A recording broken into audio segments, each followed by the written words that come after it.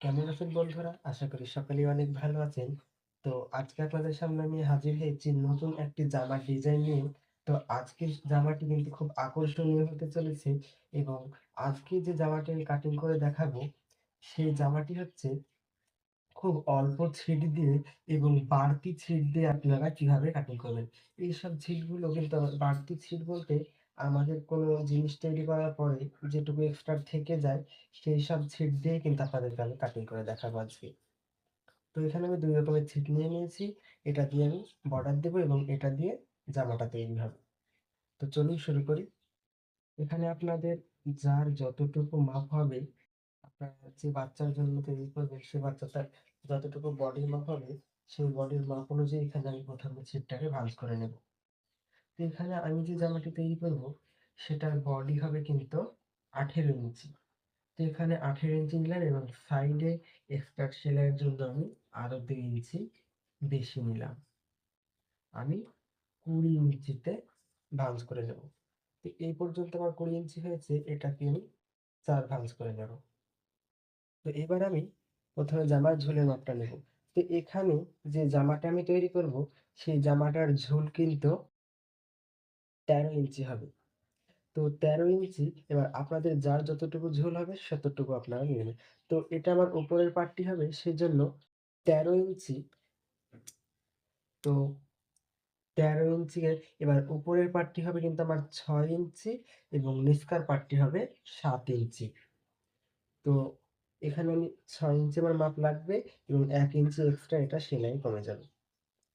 ৭ ইঞ্চিতে আমি দাগ দেব।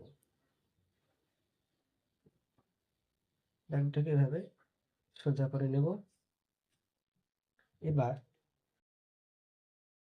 এখানে আমি ২ ইঞ্চিতে একটি দাগ দেব।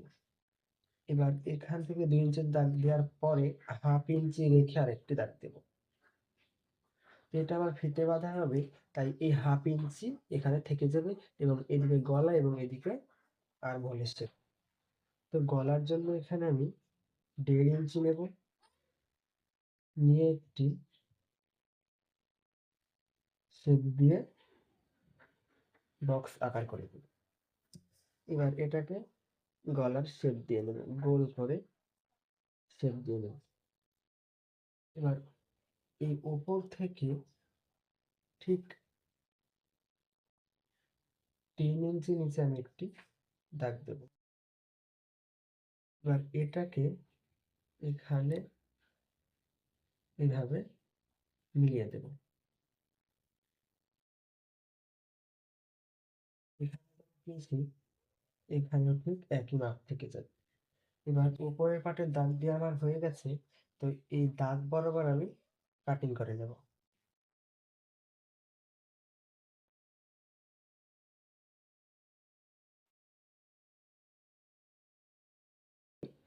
উপরের পাটটা কাটিং করা হয়েছে, এবার নিচকার পাটটা কাটিং করব। এটা কাটিং করার জন্য এখানে আমি ৪ পার্টে ভাঁজ করে নিয়েছি সুতটা।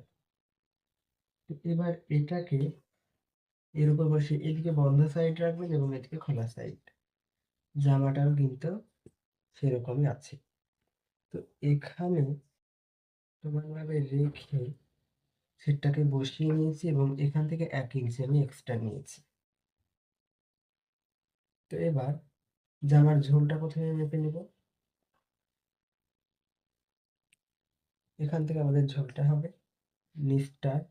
তো নিচটা হবে আমার ৭ ইঞ্চি এবং তার সঙ্গে আমি ১ ইঞ্চি এক্সট্রা নেব। ৮ ইঞ্চিতে কাটিং করব।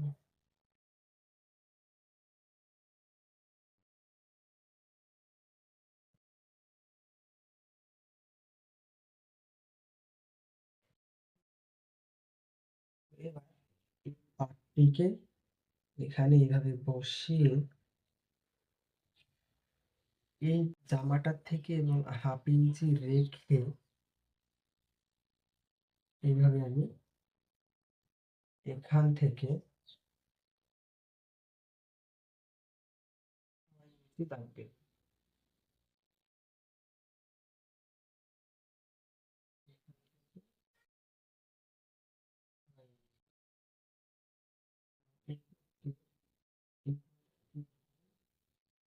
দিয়ে নেব।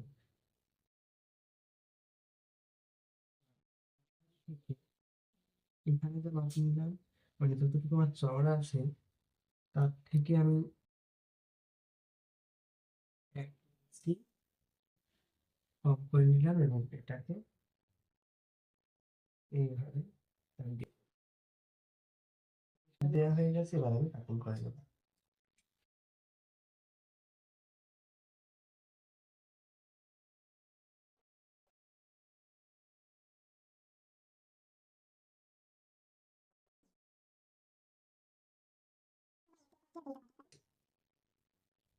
তো এবার আমি এই যে ফিতা বাঁধাতে আমার ফিতাগুলো হবে সেগুলা এবার কাটিং করব।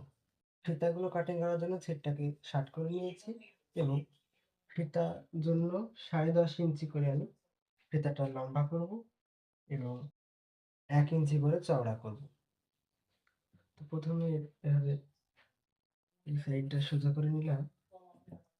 এবার এখান থেকে ১ ইঞ্চি চওড়া করে দুটো পটি কাটিং করে নেব। তো আমার ৪ টে পটি লাগবে।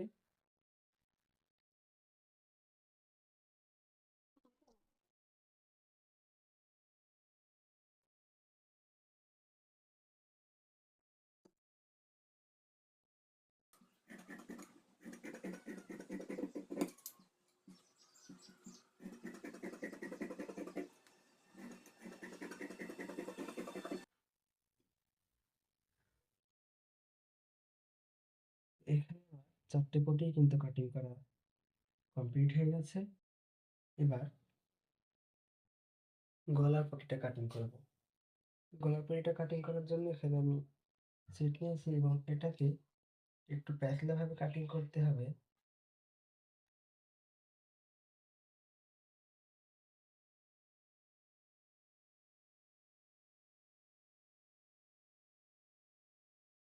গলার কাটিং করা হয়ে গেছে। এবার আমি ফিতার ফুলগুলো কাটিং করব। ভাঁজে ভাঁজ করে নিয়েছি। এবার এভাবে কেটে এটা দিয়ে কিন্তু দুটো ফিতার ফুল হয়ে যায়। এটা দিয়ে বর্ডার হবে। ঠিকটাকে ৪ ভাঁজে ভাঁজ করে নিয়েছি এবং ১ ইঞ্চি করে, সরি ১.৫ ইঞ্চি করে আমি কাটিং করে নেব এবং এখানেও ১.৫ ইঞ্চি। দাগটাকে মিলিয়ে দেব।